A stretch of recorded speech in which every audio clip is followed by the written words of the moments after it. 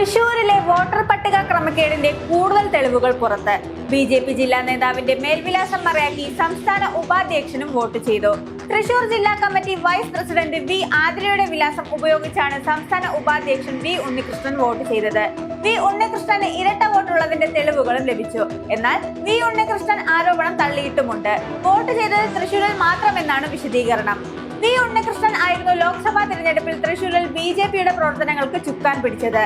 ഉണ്ണികൃഷ്ണന് ഇരട്ട വോട്ടുണ്ടെന്ന് ഒരു ആരോപണം ഇന്നലെ സന്ദീപ് വാര്യർ സമൂഹ മാധ്യമങ്ങളിൽ പങ്കുവച്ചിരുന്നു. പിന്നീട് നടത്തിയ അന്വേഷണത്തിലാണ് ഇതുമായി ബന്ധപ്പെട്ട വിവരങ്ങൾ പുറത്തുവന്നത്. സ്ഥിരതാമസക്കാരനാണെന്ന് കാണിക്കുന്നതിന് വേണ്ടി ജില്ലാ വൈസ് പ്രസിഡന്റിന്റെ അഡ്രസ് ഉപയോഗിക്കുകയാണ് ചെയ്തത്. കേരള വർമ്മ കോളേജിലെ 53-ാം നമ്പർ ബൂത്തിലാണ് വോട്ട് ചെയ്തിരിക്കുന്നത്. മേൽവിലാസം ആതിരയുടെ അറിവോടെയാണ് ചേർത്തിരിക്കുന്നത് എന്നാണ് സൂചന. വിഷയത്തിൽ ആതിര ഇതുവരെയും പ്രതികരിച്ചിട്ടില്ല. ഉണ്ണികൃഷ്ണന് പൊന്നാനി മണ്ഡലത്തിലും വോട്ടുണ്ട്. അതുകൊണ്ട് തന്നെ ഇരട്ട വോട്ട് ആരോപണവും ഇദ്ദേഹത്തിനെതിരെ ഉയരുന്നുണ്ട്. അതേസമയം വ്യാജ വോട്ട് വിവാദത്തിൽ CPIM ബി.ജെ.പി. പോരിന് പിന്നാലെ കേന്ദ്രമന്ത്രി സുരേഷ് ഗോപി ഇന്ന് തൃശൂരിലെത്തും. രാവിലെ 9:30 മണ്ഡലത്തിലുമെത്തും. പരിക്കേറ്റ പ്രവർത്തകരെ കാണും. സിറ്റി പോലീസ് കമ്മീഷണർ ഓഫീസിലേക്കുള്ള പ്രതിഷേധ മാർച്ചിൽ സുരേഷ് ഗോപിയും പങ്കെടുക്കും. നഗരത്തിൽ പോലീസ് സുരക്ഷ കർശനമാക്കിയിട്ടുണ്ട്. എന്നാൽ ഇന്നലെ CPIM തൃശൂർ ജില്ലാ കമ്മിറ്റി സുരേഷ് ഗോപിയുടെ ഓഫീസിലേക്ക് നടത്തിയ മാർച്ചിൽ ദിശാ ബോർഡിൽ പ്രവർത്തകൻ കരിയോയിൽ ഒഴിച്ചു.